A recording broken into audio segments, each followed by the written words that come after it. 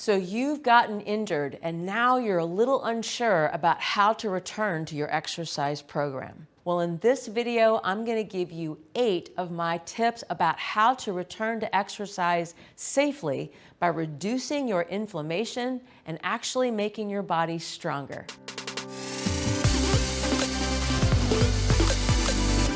Hi, I'm Eirk, and I'd like to welcome you to Fitness Integrated Science. As a muscle activation technique specialist, I deal with people and injuries all the time. And one thing that they say to me invariably is, I'm afraid to return to my exercise program because if I do that, I'm going to get re-injured or I am going to hurt. Many times people stop exercising simply because they're injured.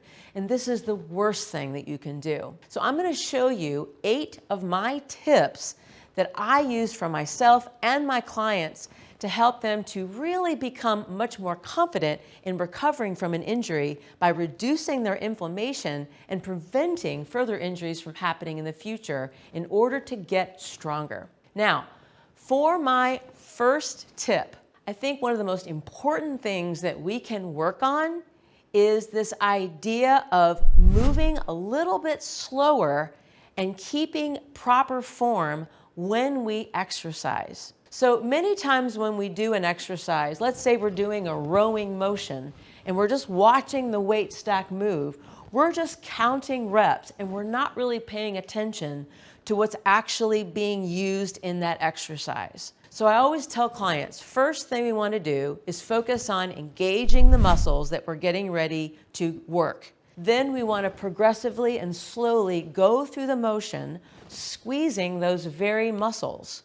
As we get to the end of that exercise, we want to hold that and really feel that in our body, and then slowing the eccentric phase as we move the weight back down again. When we think about moving with proper form, this helps us to observe how we get from point A to point V. Do I have to move a bunch of different parts in my body? Do I have to contort myself in order to make something happen, to make an exercise happen, compromising one or more of my joints? When we slow down, it actually gives us an opportunity to be more observant.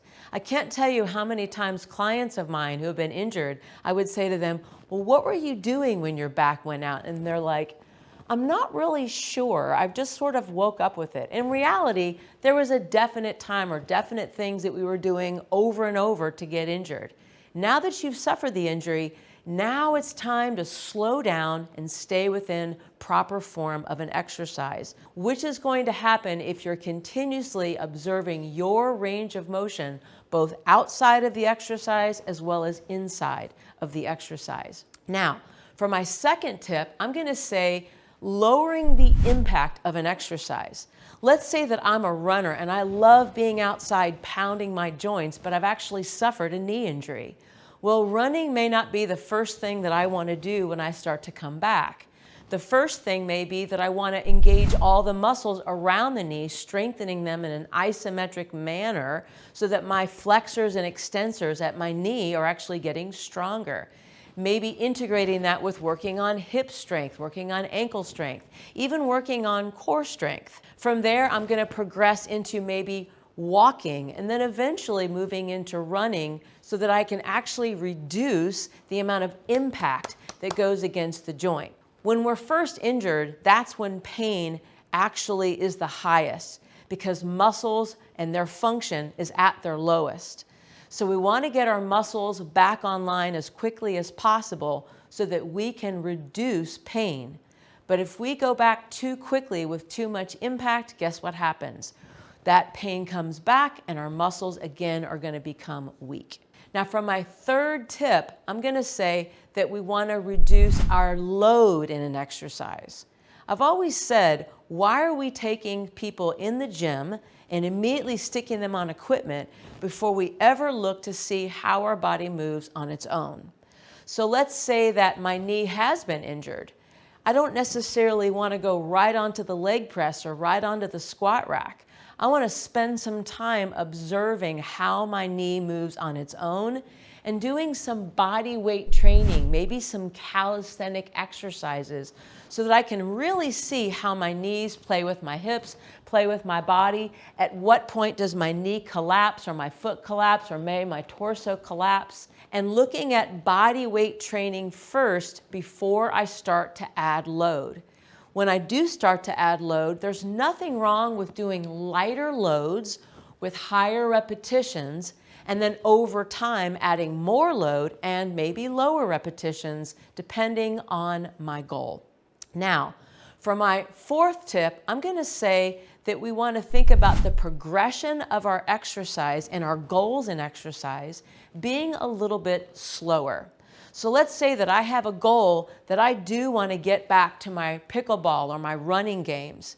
Well, that may be something down in the horizon that we want to move to, but I always want to think, where am I today?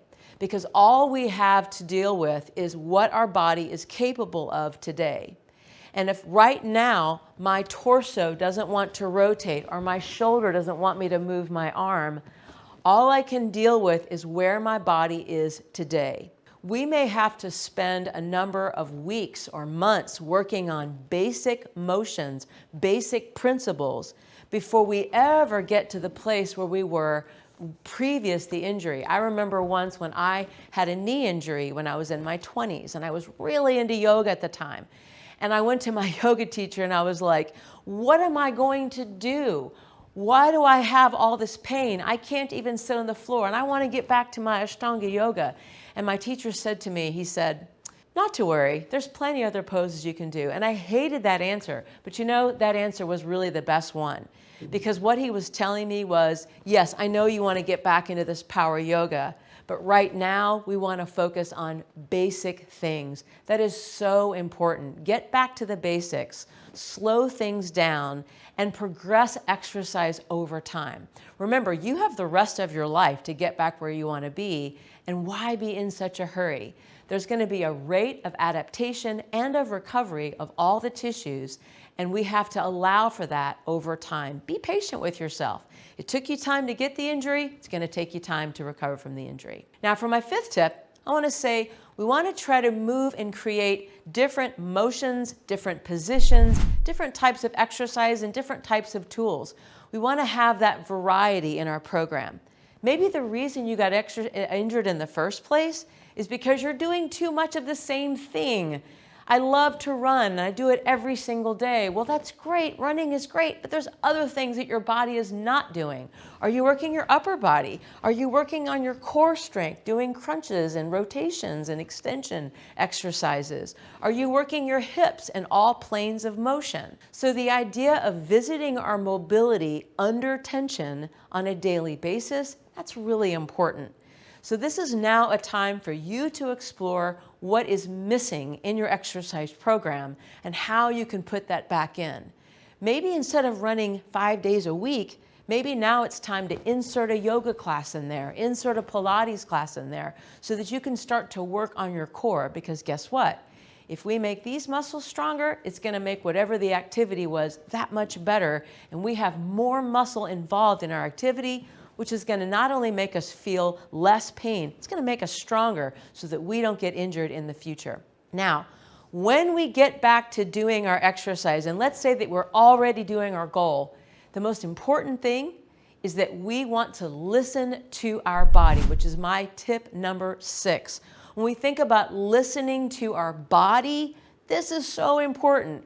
When you do something and you bring your arm over your head and you feel pain, that's not time for you to blow past it or say, well, I'm just not going to do this anymore. I'll just keep all my movements down here. When your body tells you that something is wrong, that gives you an opportunity to actually do something about it. And I always say it's the positions that you're not doing. It's the things that you're not doing that's causing you the most problem. So if I can't, for instance, bring my arm over my head, I better investigate why this motion is painful and go into some isometric positional training with some low loads, low speed, slow progression, so that I can get myself to the point where I can do those things. Be okay with making modifications for now. If you need to modify how much time that you spend doing an activity, how much load you're doing an activity, or maybe my position, maybe I don't go as deep into a range, because my body is telling me that it's not ready. It's really my time to do that. Now for my 7th tip, I'm going to say we need to make sure that we are spending time with rest and recovery. Now I know you probably feel like you've been resting forever trying to get rid of this exercise. I get it. I've been there. I know what that's like. I feel like I'm a big slug laying in bed. But this is really important that we allow for adaptation to anything that we're doing. So if I do something on a Tuesday where I'm really working that shoulder, the next day I might want to leave that shoulder alone and maybe work on my lower body a little bit. Or maybe I want to do an intense activity on one day and a very light activity on the other. And there may be times that we need to rest entirely and give our body time to recover from whatever it was that we were doing.